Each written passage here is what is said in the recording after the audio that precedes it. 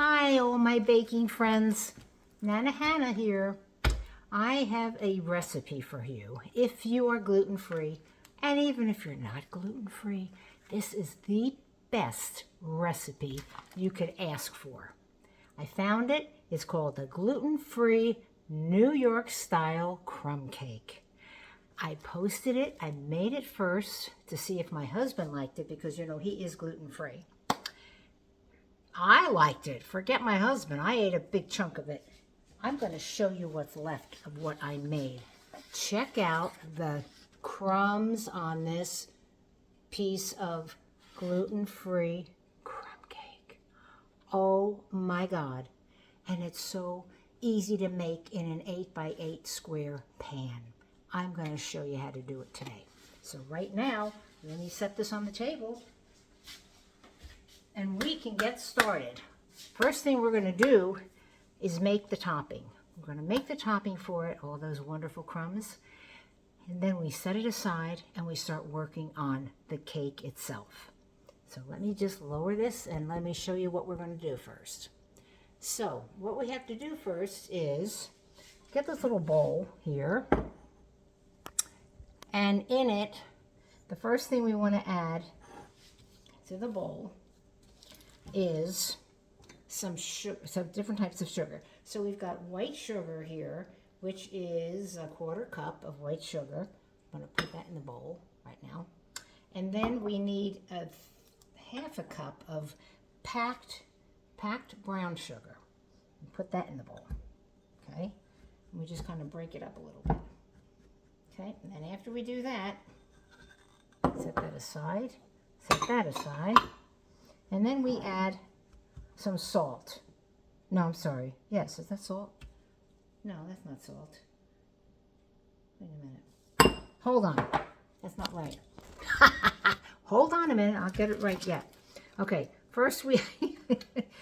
It's so many little steps to it. I don't have to make sure I get the right ingredients. Okay, so now, so I added the sugar. I added the 2 sugars, and I add the salt. Like I said, okay, I was right. All right, again, okay, very right. Add the salt, okay. And then you add a 1½ teaspoons of cinnamon to that. Okay, put the cinnamon in there. Okay, now, once you do that, you have butter. You have 1/2 cup of butter, which is 1 stick of butter. So with this 1 stick of butter, what you want to do is gently mix it in with the other sugar ingredients that we just put in there. So we're going to pour that in there. Okay. And then now that that's in there, we want to mix it up very gently, okay? We want to just combine it, okay? Now my butter, I melted it, and it is a little bit warm yet, which is fine. It's okay that it's warm.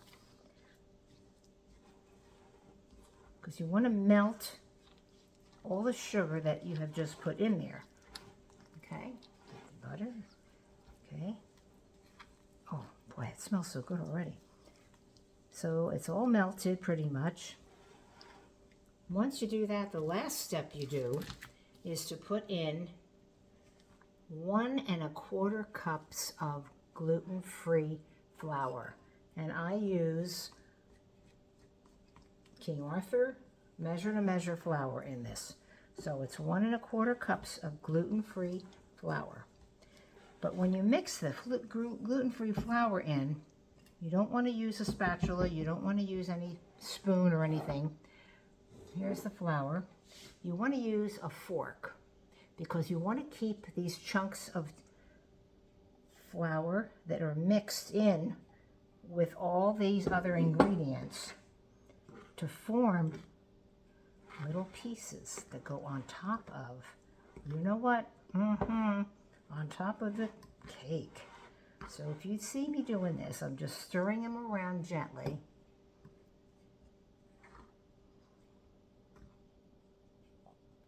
You want to get the flour incorporated, but you don't want to like smash it, or because when you smash it like that, you're not allowing these little clumps, oh, I keep spilling it over.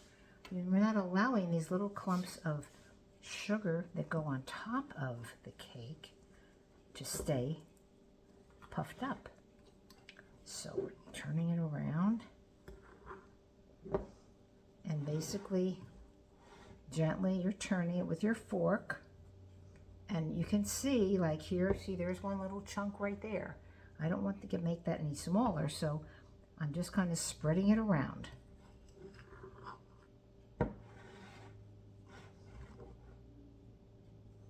So this will all stay in this bowl until we're ready to finish making the cake. The cake is not very hard to make. It does call to add sugar and actually you want to put it in your mixer. While I'm stirring this, I'm going to tell you a little bit about it. So you put it in your mixer and you cream the butter and the sugar. So it's calling for 3/4 cup of white sugar and 3/4 of a cup of butter. Room temperature butter now. Okay, this is for the cake now I'm talking about. Okay, here you go. There is your crunch. Oh my gosh, that looks so good. Can you see it? Look how crunchy it is, look. And we want to leave it that way. So we're going to set it aside because that's the last thing we're going to do. So what I'm going to do right now is I already put my butter and my sugar in my mixer. I'm going to mix it up until it kind of gels together, and then we'll go to the next step. So I'm going to put you on hold for a minute while I do this because it's kind of noisy. All right, hold on. Okay, so I've creamed my butter with my sugar, and right now I'm going to add 2 eggs, one at a time, because we don't want to put them both in at the same time. So I turn my mixer off, lift it up, and get 1 egg out if I can. Hold on, I'm going to put this down here so you can see what I'm doing. Okay, so I'm going to put 1 egg in there. There, 1 egg. Ta-da! Okay. Great. And I'm going to put our mixer back down again. I like to loosen up the butter, or the sugar and the butter on the bottom, because sometimes it just doesn't want to get together. You want it to get combined, so you have to do a little tricky thing there. Okay. All right, so that's mixing. All right, let's mix a little bit.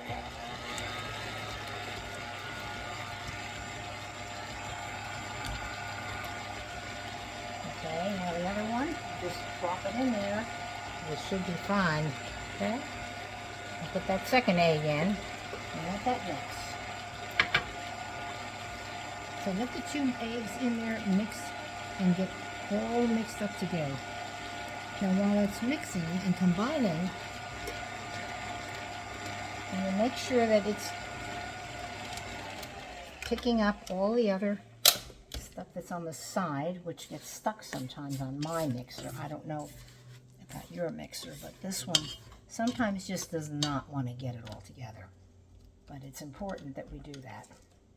Otherwise, we won't have all the ingredients the way we want them. And I scrape the bottom a little bit too. All right, so we bring it back down. The next thing we're going to do, we're going to add some vanilla. Where is it? Let's see how much vanilla. Let's see, vanilla. 1 teaspoon of vanilla. So we got the vanilla right here, and we're putting it in. Okay, we add the vanilla to that, and let that mix a little bit so it's mixing well. And then we want to take, okay, hold on. I'm going to make sure I'm doing this right. Whisk it up, that's the way to do it, okay. All right, good. Come on. And you got to mix faster than that. Come on. What's the matter, you? Hey. All right. Okay. There we go. Now it's going. It's doing its thing. Come on, faster. Come on. We got the vanilla in there. Now, what I'm going to do is take another little bowl. I use my Pyrex blender here. And what I got. And in this, good. That's good. Perfect. Okay. Now, I have a Pyrex bowl here. And what I'm going to do in this bowl, I'm going to put my flour. Actually, I've got flour. We'll use that instead. This one here, this bowl here has 1.5 cups of gluten-free all-purpose flour in it. I'm having trouble with space today for some reason. All right, it's got all the flour in it. And then we're going to add 3/4 of a teaspoon of baking powder, 3/4 of a teaspoon of baking soda, and 1/2 teaspoon of salt. Salt, baking soda, and baking powder. Come on, get in here. Okay. And a fork, another fork, because my mixer can't find my other little thing to stir this together, but okay, so, all right, so those ingredients will be mixed up real good in this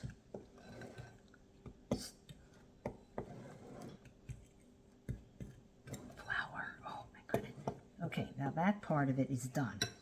Now, the other ingredient that's important in this thing is 3/4 of a cup of sour cream. Yes, I said sour cream. I'm thinking sour cream? Okay, well, we'll see what it does. So what happens at this point is you get your mixer, make sure everything is mixed in there. Let's see if we got all this mixed up the way we wanted it to be. It did come together pretty good.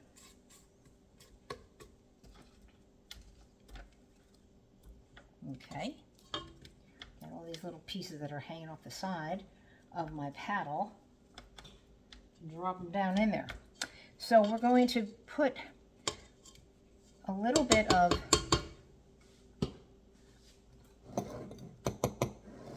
the mixture of the flour. I'm going to just sprinkle it in there a little bit like that. Okay.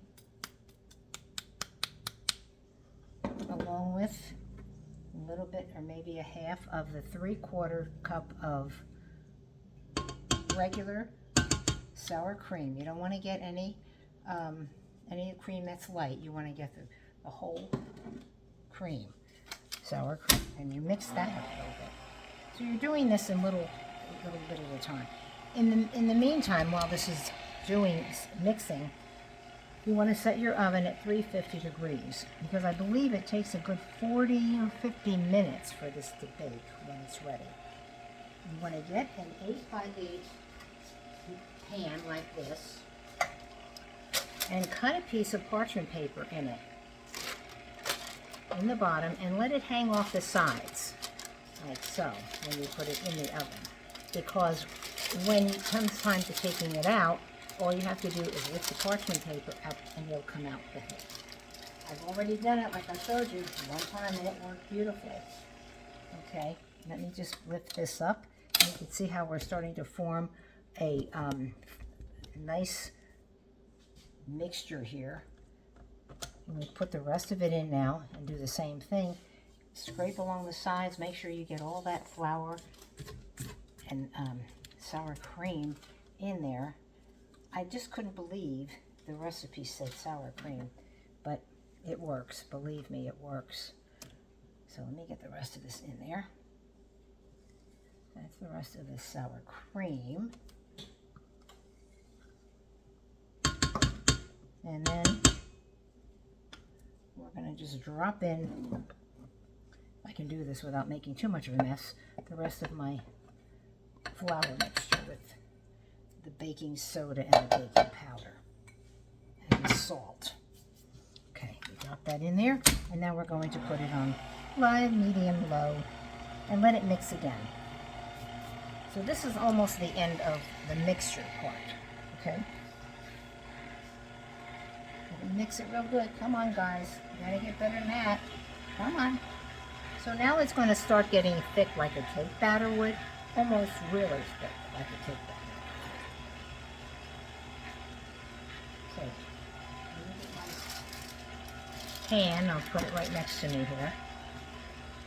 All right, let me see if I need to scrape this one more time. I've had this mixer for quite a few years. I love my mixer, but I'm just not used to having to do this, and it sometimes does not want to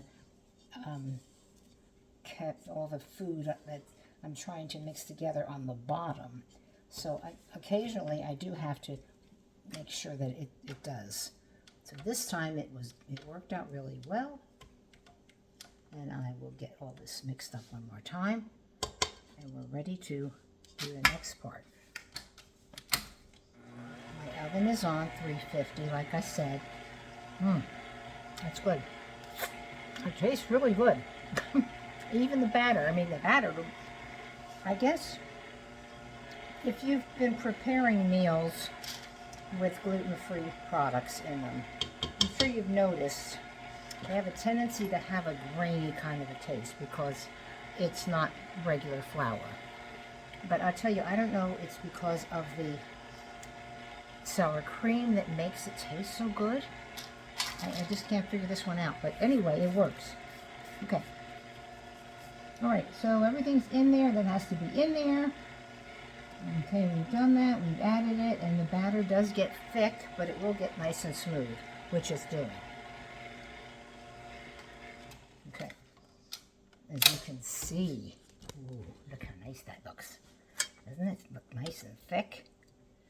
Yeah. It's not separating. Everything has combined in it. I think that this is going to be another good batch. I've thought also of making a double batch with this. In other words, making an 8 by 9 by 13 inch pan. But I'm afraid I've done this a couple times and it hasn't come out really good.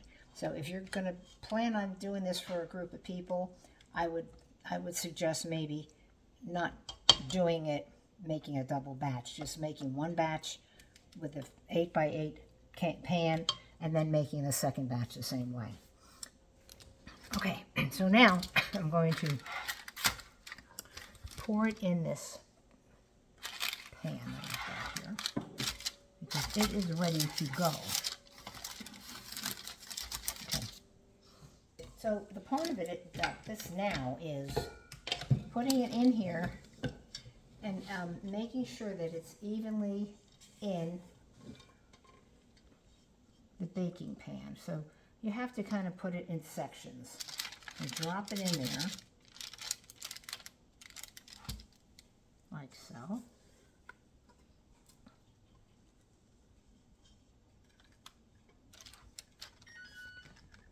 Okay, my oven is ready now, but I'm not ready for the oven, so it's okay. So that is a lot of cake mix that's in here. It doesn't look like very much, but once you spread it out, you're going to see how nice and evenly you can spread it out.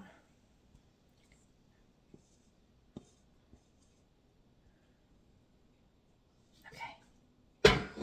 So what I usually do with my spatula is kind of push it in the corners.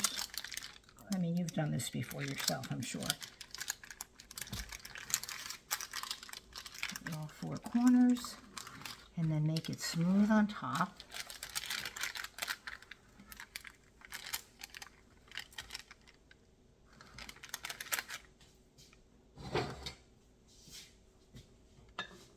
Make sure you get it all in there.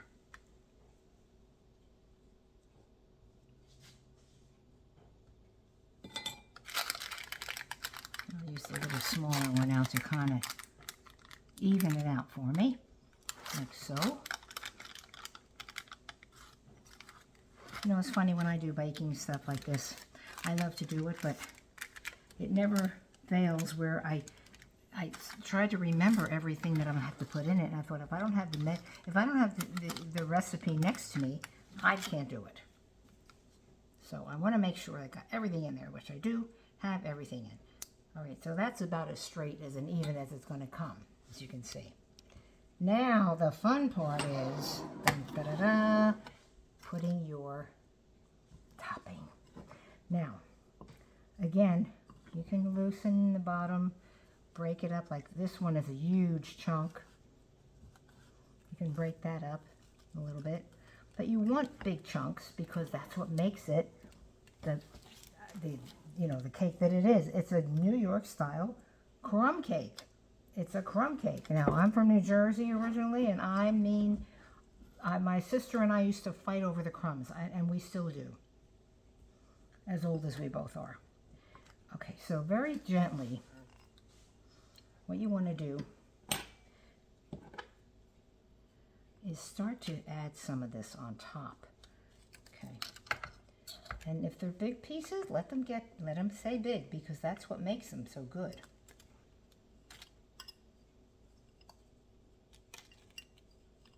Okay.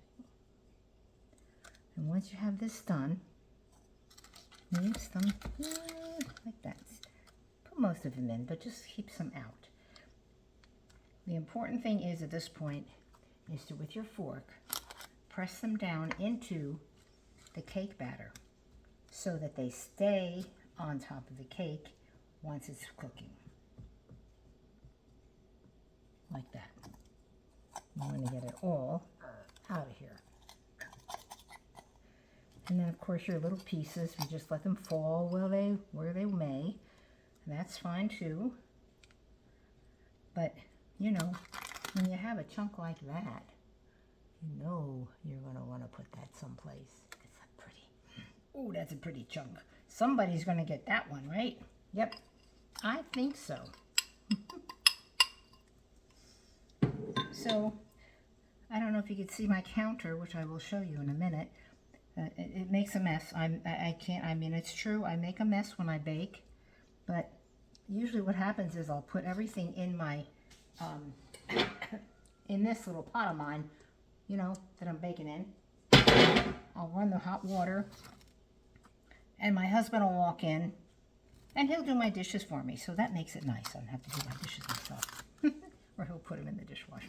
So that's what you want to do. You want to, and you know, you can loosen it a little bit too, the top ones, because they're not going to be chunky like these bottom ones are going to be. I've often thought that maybe what you could even do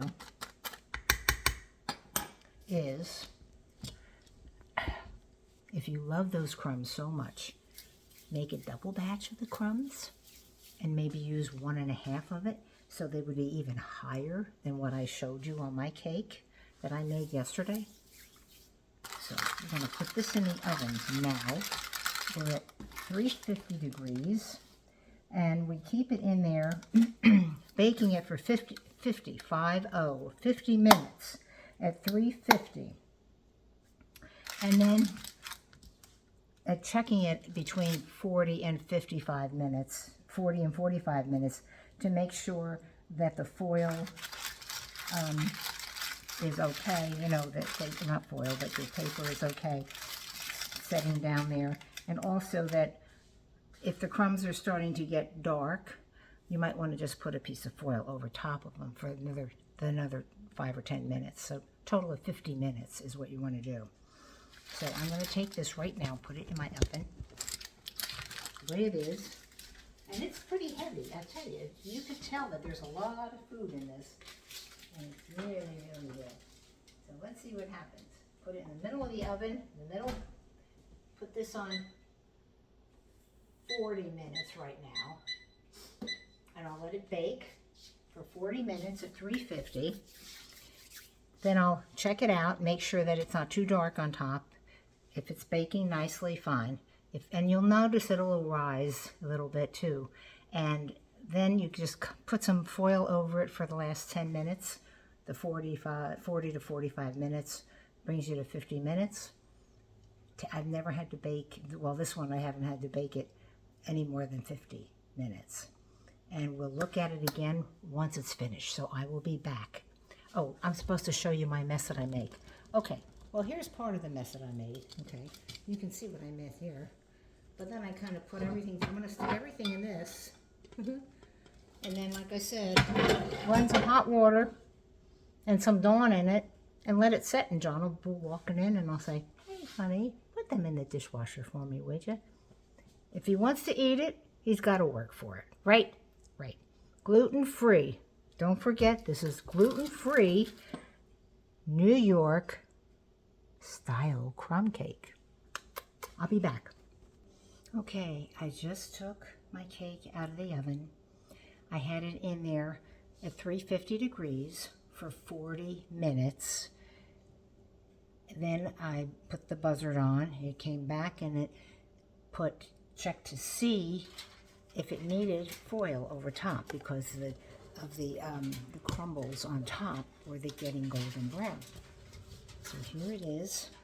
I did put the top on it, and you could see how they're all kind of crumbling. Notice how it did raise. Let me see if I want to just put a toothpick in here, and it came out clean, which means that it's done. So what I did, after I put the foil on, I had 10 more minutes to cook it. So I put it on 10 more minutes at 350. And this is what we got for 50 minutes. Oh, beautiful, beautiful, beautiful crumb cake. Now, what you're supposed to do after you get it out of the oven, I have it set on a towel along with a coaster underneath it. But what they recommend that you wait for at least 40 minutes to even think about cutting it or to even think about tasting it. Let it cool down. Once it cools down, have your confectionery sugar ready, and you want to sprinkle it on top. This has gotten golden brown. Now there's one spot here that's clear that doesn't have any of the crumbs on it, but that's okay because it's going to be having all kinds of yummy stuff on top.